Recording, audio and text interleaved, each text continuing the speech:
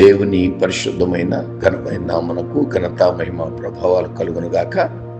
మన ప్రభువును మన రక్షకుడును యేసుక్రీస్తు పరిశుద్ధమైన నామములో ప్రభునందు మిక్కిలి ప్రియులారా, మీకు అందరికీ ప్రత్యేకంగా వందనాలు తెలియజేస్తా ఉన్నాను.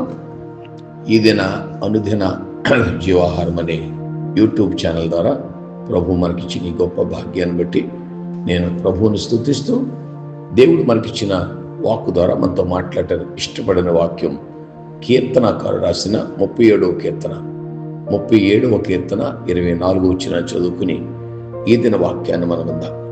37:24 వచ్చినాన్ని చదువుతున్నాను. యెహోవా అతని చెయ్యి పట్టుకుని ఉన్నాడు గనుక అతడు నేలను పడినను లేవలేకున్నాడు. ప్రార్థన చేసుకుందాం. ప్రార్థన. ప్రేమగల తండ్రి, పరిశుద్ధుడైన ప్రభువా, నీకు వందనాలు అయ్యా. ఈ ఉదయకాల సమయంలో మీరు మమ్మలను ప్రేమించి మాకు ఇచ్చిన దివ్యమైన జీవాహారాన్ని బట్టి, అనుదిన జీవాహారం అని వాక్కు ద్వారా మాతో మాట్లాడటానికి ఇష్టపడ్డారు ప్రభు, వందనాలు. దేశ విదేశాలు మా బిడ్డలు ఎక్కడెక్కడో చెదిరి ఉన్నారు. అందరి కొరకు నా తండ్రి నాయన, నీవిచ్చిన బిడ్డలకు ఇచ్చిన జ్ఞానాన్ని బట్టి వాట్సాప్ ద్వారా, యూట్యూబ్ ద్వారా, సభల ద్వారా ప్రభు మరి అనేక విధాలుగా నాయన సంఘాల్లో, కుటుంబ ప్రార్థనలు ప్రభు మీ ఉన్నతమైన నామాన్ని ప్రపంచ దేశంలో వీళ్ళందరూ ప్రచురపరిచే కృపాభాగ్యం ఇచ్చినందుకు వందనాలు. దేని సేవకుడిగా, నీ దాసునిగా నేను కూడా చేసిన ఈ చిన్న ప్రయత్నంలో నీ కృప చాలినంతగా దయచేయండి. యెహోవా దయాళుడు, ఆయనకు కృతజ్ఞత చెల్లించుడి. ఆయన కృప నిరంతరమును సెలవిచ్చావు ప్రభు, నీకు వందనాలు. దేని సేవకుడిగా ఈ చిన్న ప్రయత్నాన్ని తండ్రి మీరు ఆశ్రయించండి. కేవలం వాట్సాప్ ద్వారానే కాకుండా యూట్యూబ్ ఛానల్ ద్వారా అనేక మంది బిడ్డలకు ఈ వాక్యం అందజేసే కృపనిచ్చారు. వాక్యాన్ని బిడ్డలు ఎంతో ఆసక్తితో వింటున్నారనైనా, విన్నవారందరినీ ఆశీర్వదించండి ప్రభువా. నీది పక్షపాతం లేని ప్రేమ నాయన. అట్టి ప్రేమ మా బిడ్డలకు సమృద్ధిగా దయచేయమని, ఈ దిన వాక్యం ద్వారా మమ్మలను ఆశీర్వదించమని, ఆ వాక్యాన్ని విని ఆ వాక్యానుసారం నడుచుకునే కృప మాకు దయచేయమని యేసు పరిశుద్ధ నామములో ప్రార్థించి బ్రతిమిలాడి వేడుకొనుచున్నాము తండ్రి, ఆమేన్. ప్రభునందు మిక్కిలి ప్రియులారా, చదువుకున్న ఈ అద్భుతమైన పాఠాన్ని బట్టి నేను ప్రభువును స్తుతిస్తా ఉన్నాను. 37వ ఈ కీర్తన, దీని యొక్క విశ్లేషణ అంటే ఈ కీర్తన దావీదు రాసిన కీర్తన. ఇది దుష్టత్వము భూమి మీద గెలిచినప్పుడు, అంటే దుష్టుడు భూమి మీద వీళ్ళెక్కి పెట్టి వాడి ఇష్టానుసారమైన పనులు చేస్తూ ప్రజలను పిల్లరా ఆడిష్టానుసారమైన రీతిలో నడుస్తున్నప్పుడు దావీదు పిల్లలతో అనుభవంలో రాసిన కీర్తన ఈ కీర్తన పిల్లరా తన వృద్ధాప్యంలో రాశాడు. దావీదుకి బహుగా వృద్ధాప్యం వచ్చేసినప్పుడు ఈ కీర్తన ఆయన రాస్తూ అంటున్నాడు, యెహోవా అతని చెయ్యి పట్టుకుని ఉన్నాడు. పిల్లరా, ఈ మాట చాలా అద్భుతమైన మాట.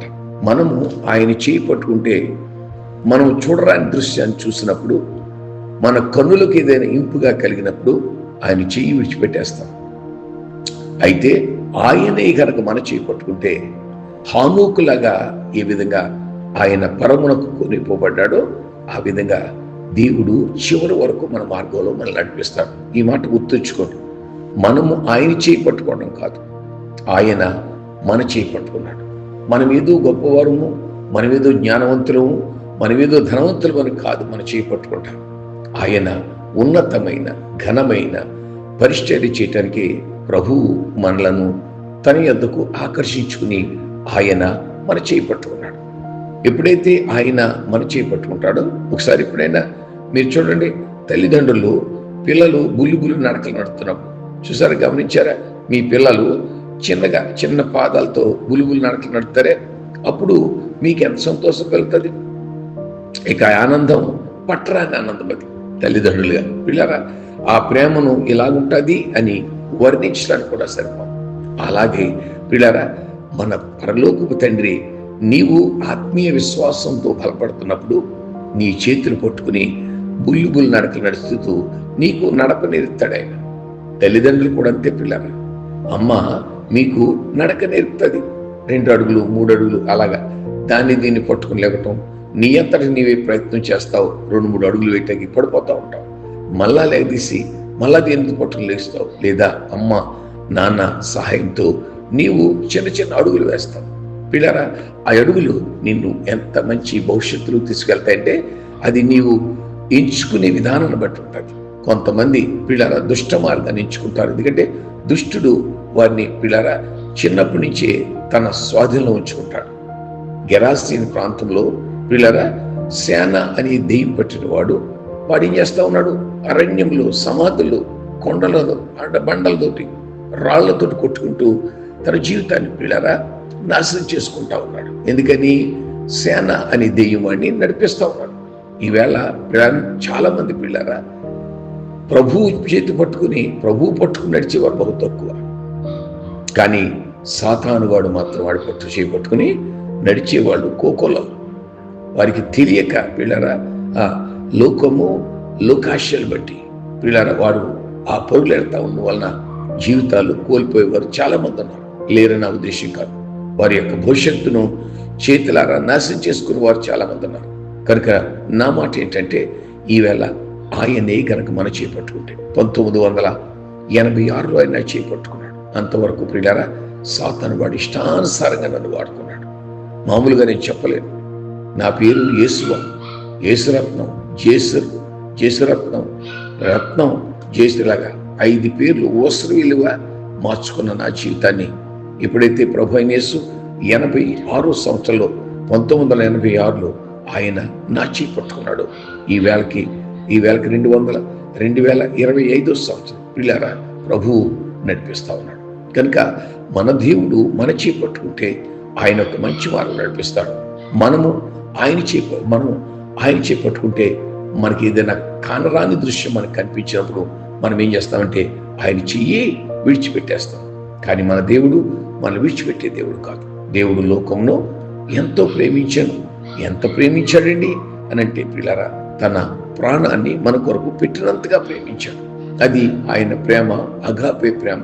అందుకే ఆయన చేతులు ఈ వరకు కూడా సిలువలో ఇలా చాపి 2 మేకులతో కొట్టబడి, పాదాల్లో మేకు కొట్టబడి నీ వైపు తన 2 హస్తాలు చాపించున్నాడు. కనుక తన ప్రాణము పెట్టినంతగా నిన్ను ప్రేమించాడు. అంత మాత్రం కాదు, తన హస్తాల్లోకి నీవు ఎప్పుడు వస్తావా? తప్పిపోయిన కుమారుడు త్రోవ తప్పి లోకాశలో పడిపోయారా తండ్రిని విడిచి వెళ్ళిపోయాడు. కానీ తండ్రి మాత్రం రోజు తన ఆ మార్గంలో చూస్తానే ఉండేవాడంట. ఏ మార్గం ఉండైతే కుమారుడు వెళ్ళిపోయాడు, ఆ మార్గం ఉండ తిరిగి మరలా ఒకరోజు వస్తాడు నా కుమారుడు అనే ఆశతో తండ్రి కనిపెట్టేవాడంట. పిల్లలు చివరికి తండ్రి గెలిచాడు. ఎందుకో తెలుసా? ఆడు చేసిన దుర్వ్యాపారం. ఏ వ్యాపారం చేశాడు? దుర్వ్యాపారం చేశాడు పిల్లలు. ఆ దుర్వ్యాపారం అపవాదికి సంబంధించిన వ్యాపారం. దానివలన పిల్లలు చాలా శ్రమలు అనిపించాడు. చివరికి వాడికంట బుద్ధి వచ్చినప్పుడు లోకాసువార్త 15వ అధ్యాయంలో మనకు అద్భుతమైన మాట ఒకటి ఏంటంటే, బుద్ధి వచ్చినప్పుడు ఆడు ఏం చేశాడంటే పిల్లరా నా తండ్రి ఏంట. అప్పుడు తండ్రి జ్ఞాపకం వచ్చాడు. కొన్నిసార్లు తల్లిదండ్రులు మనల్ని చిన్నప్పటి నుంచి ఒక మంచి మార్గంలో నడపాలని వారు చాలా సఫర్ అయిపోతారు. పిల్లలు తల్లిదండ్రులు తెలుసా, తల్లిదండ్రులు బిడ్డలను ఒక మంచి మార్గం నడిపించడం కోసం కొన్నిసార్లు వారి యొక్క కోరికలు కూడా చంపేసుకుంటారు చాలా మంది తల్లిదండ్రులు. ఇక నా బిడ్డలే నాకు భవిష్యత్తు అన్నట్టుగా. కానీ మిమ్మల్ని ఒక మంచి మార్గం నడిపించాలని తల్లిదండ్రులు ఆశపడతారు. కానీ మనము కొన్నిసార్లు లోకాశలని స్నేహితులతో మనం చేయి కలిపి వాళ్ళ చేయి పట్టుకుని మనం నడుపుతాం. పిల్లలు వాడు ఎంతవరకు నడిపిస్తాడంటే నిన్ను అగాధంలో పడేసే వరకు నడిపిస్తాడు. కనుక ఏ స్నేహితుని కానీ ఏ బంధువుని కానీ ఎవరిని నమ్మవద్దు. నిన్ను సృష్టించిన సృష్టికర్త, నిన్ను ఈ భూలోకానికి జన్మనిచ్చిన తల్లిదండ్రులు మాత్రమే మనము వారు చెప్పిన మార్గం నడవాలి. ఈవేళ ఆ విధంగా నడిచిన బిడ్డలు పిల్లల తల్లిదండ్రులు అప్పుడప్పుడు మేము వాక్య పరిచయకి వెళ్తున్నప్పుడు మంచి మంచి సాక్ష్యాలు ఇస్తూ ఉంటారు తల్లిదండ్రులు. మా అబ్బాయి అండి చిన్నప్పటి నుంచి చాలా కష్టపడి పెంచామండి, మేము తినలేదండి. ఒక మంచి తండ్రి పిల్లల 3 అంతస్తుల భవనం కట్టుకుంటే ఆయన తన తమ్ముడు గురించి సాక్షి చెప్తా ఉన్నాడు. మేము 5 అన్నదమ్ములు అండి, 5 అన్నదమ్ములు. మా తండ్రి చాలా పేద జీవితం. మా తండ్రి చిన్న జీతం. అప్పుడు ఆ రోజుల్లో బడిపంతులు అంటే బతకలేని బడిపంతులు అనే ఉద్యోగం అంట. ఆ బడిపంతుల ఉద్యోగం మా తండ్రి చేసేవాడు. మా తల్లి తండ్రి మేము కలిసి మొత్తం 7 అండి. ఆ 7కి మా అమ్మ భోజనం వడ్డించేసింది. చివరికి 2 మెతుకులు మిగిలితే మా అమ్మ తిని కడుపు నిండా నీళ్లు తాగి మమ్మల్ని పెంచిందండి. మమ్మల్ని చదివించారు. ఈవేళ మేము చాలా ప్రయోజకులమయ్యాం. మా తల్లిదండ్రులు ఉంటే ఈ యొక్క ఐశ్వర్యం చూసి మా తల్లిదండ్రులు చాలా సంబరపడిపోయేవారు అని పిల్లరా ఆయన అద్భుతమైన సాక్ష్యం చెప్పారు. ఎందుకు మీకు ఈ మాటలు నేను జ్ఞాపకం చేస్తానంటే, వృద్ధాప్యలోకి వచ్చిన ఆయన చేసిన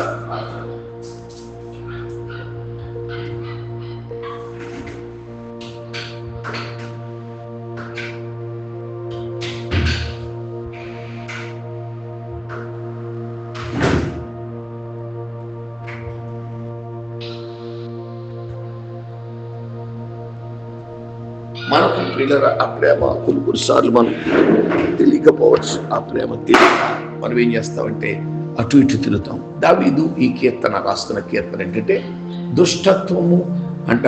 ఈ కీర్తనకి ఏం పేరు పెట్టారంటే దుష్టత్వం భూమి మీద గెలిచినప్పుడు. కనుక ఒక మాట మనం గుర్తుంచుకుందాం, ఆయన గనక మన చేయి పట్టుకుంటే అది అయ్యా నీవు నన్ను నీ చేతితో పట్టుకుని, ఆయన నీ చేతితో పట్టుకుంటే నేను ఆశ్చర్యపడతాను, నీ చేతితో పట్టుకుంటే నేను దీవించబడతాను. కనుక నా చెయ్యి పట్టుకుని ఆయన నన్ను నడిపించాడంట. ఆయన అంటున్న ఇంకొక మాట ఏంటంటే చెయ్యి పట్టుకుని ఉన్నాడు కనుక అతడు నేలను పడినను. అది ఆయన ఉద్దేశం ఏంటంటే నీతిమంతుడు 7 మార్లు పడినా తిరిగి లేస్తారంట. పిల్లగా కొన్ని అంత నా ఉద్దేశం పడిపోవాలని కాదు నా ఉద్దేశం. కనుక ఈ కీర్తన వృద్ధాప్యం రాశారు. మనుషులకు అర్థం కాని సమస్యను గురించి చర్చిస్తా ఉన్నాడు. భక్తిహీనులంట భూమి మీద వర్ధిల్లుతూ ఉంటే నీతిమంతులు తరచుగా ఎందుకు గొప్ప కష్టాలు ఎదుర్కొంటారు. ఇదే ఈ కీర్తన యొక్క ఉద్దేశం. భక్తిహీనులు అంటే దుష్టుడు భూమి మీద ఏళ్తా ఉన్నప్పుడు నీతిమంతులంట తరచుగా గొప్ప కష్టాలు ఎదుర్కొంటా ఉన్నారు. కనుక ఈ సమస్యను గురించి ఆలోచిస్తున్నప్పుడు దావీదు బహుశా యోబు గ్రంథాన్ని చదివాడేమో అని విశ్లేషకుల యొక్క ఉద్దేశం. అంటే ఆయనకు వచ్చిన శ్రమ ఎప్పుడైతే దేవుడు బెత్షెబతో పాపం చేసిన తర్వాత దేవుడు ఆయన్ని విడిచిపెట్టేశాడు. కనుక విడిచిపెట్టి అది గొప్ప సాక్ష్యం. నా స్నేహితులు చాలాసార్లు చెప్పాను మీకు, నేను ఆయన దేవునితో రోజు మాట్లాడేవాడు. అలాంటి గొప్ప దైవజనుడు పిల్లారా పడిపోయాడు. ఆయన పరిస్థితి ఎలాగైపోయిందంటే ఇక నిజంగా మనం ఊహించలేమండి. అలాగైపోయింది పిలుస్తారా. కనుక ఈవేళ చివరి వరకు నడిపించే మన దేవుడు ఆయన చేపట్టుకుంటే. నిన్న మా ఆత్మీయ తండ్రి అపోస్తలుడు లివింగ్స్టన్ గారు పిల్లారా 86వ సంవత్సరంలో మారు మనసు లేనప్పుడు ఆయన మమ్మలను చేపట్టుకుని గొడవ నాకు ఎందుకని నన్ను మాత్రం చేపట్టుకుని వారు ఒక ఆత్మీయ జీవితంలో నడిపించిన ఒక మంచి భవిష్యత్తు ఇచ్చారు.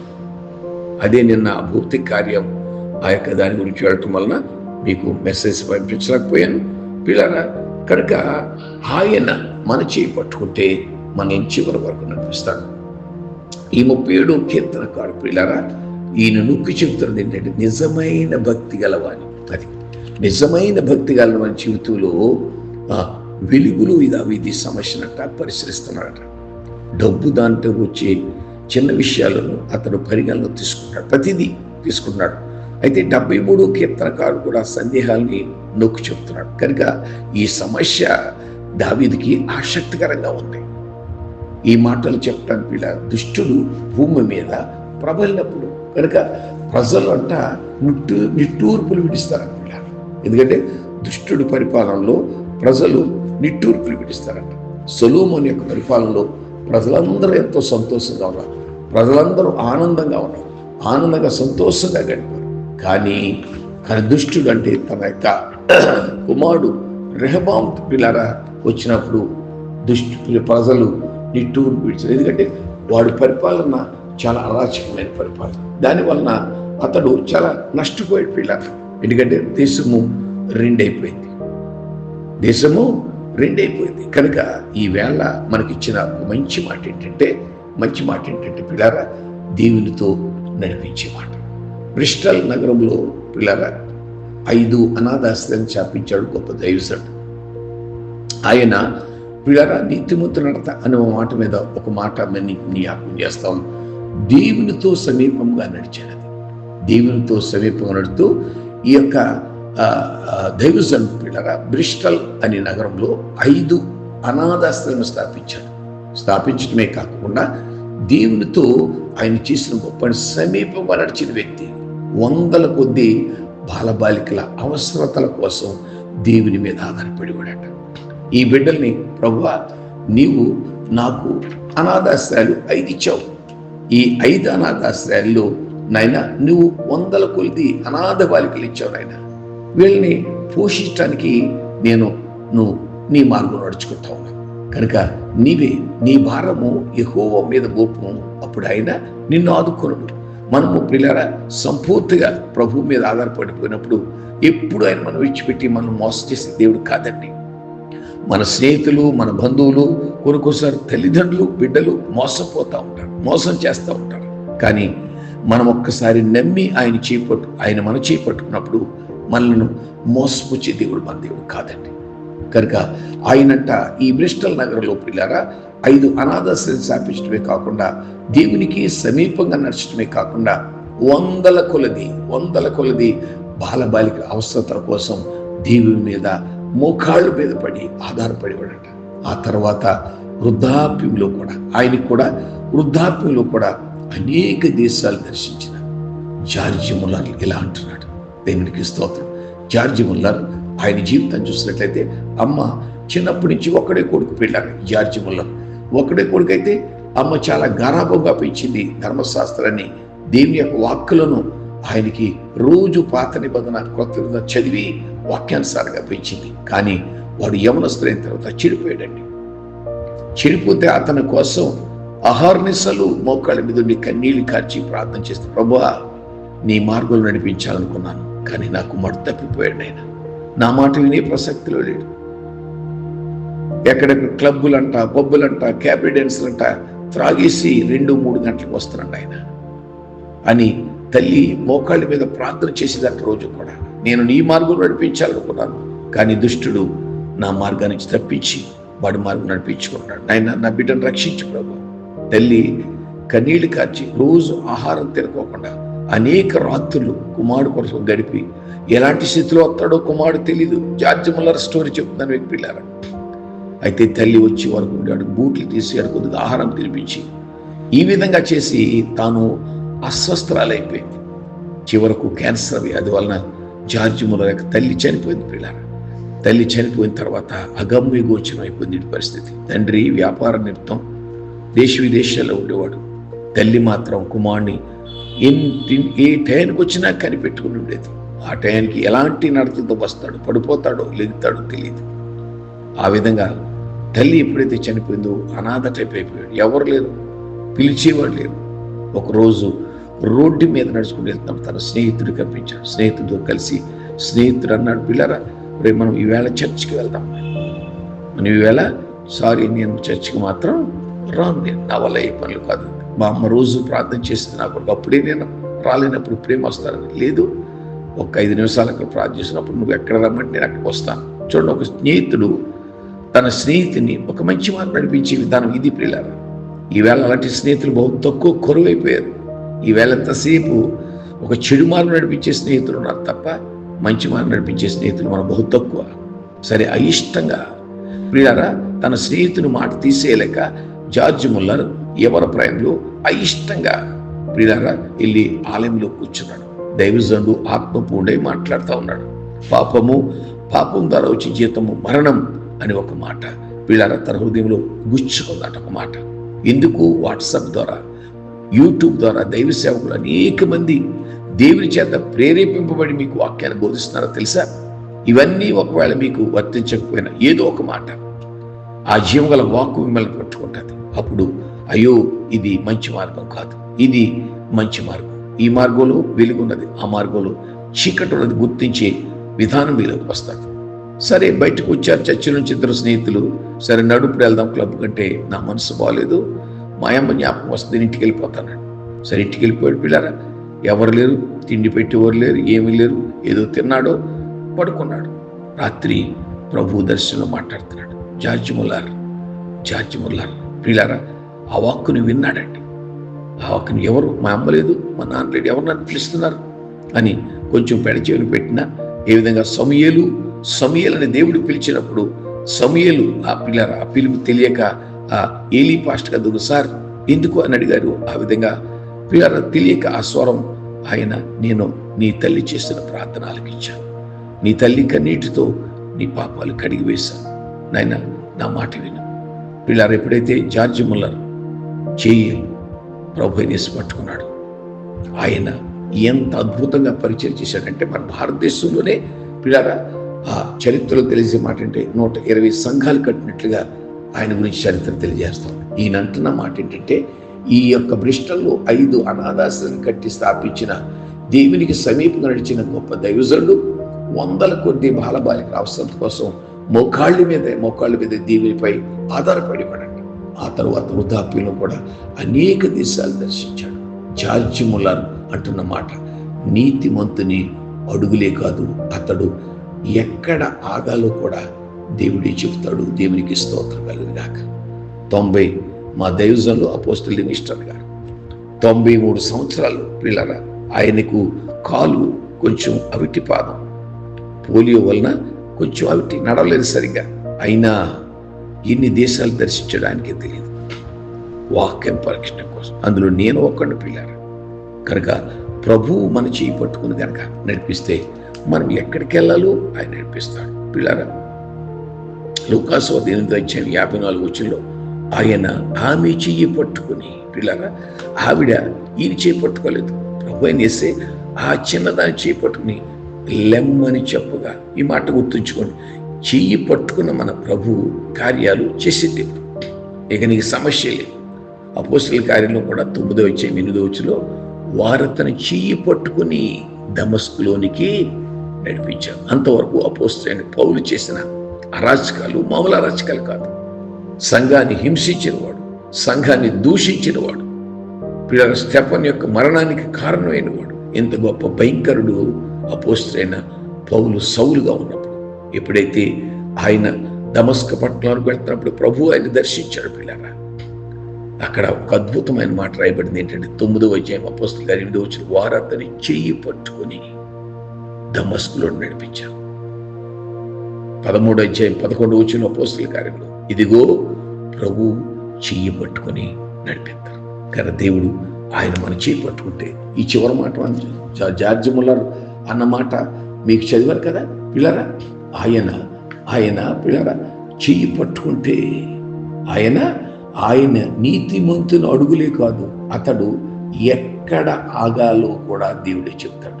93 సంవత్సరాలు పరిశీలిస్తున్న దైవజనుడు ఆత్మీయ తండ్రి అపోస్తలులు గారు ఆయన చెయ్యి పట్టుకుని నడిపించారు. చివరికి ఎక్కడ ఆగాలో అక్కడ ఆగటం, ఆయన పిలుపుని అందుకుని అనుకోలే పిల్లరా ఈ భూలోక యాత్ర ముగించుకునే బిడ్డలు చాలా మంది ఉన్నారు.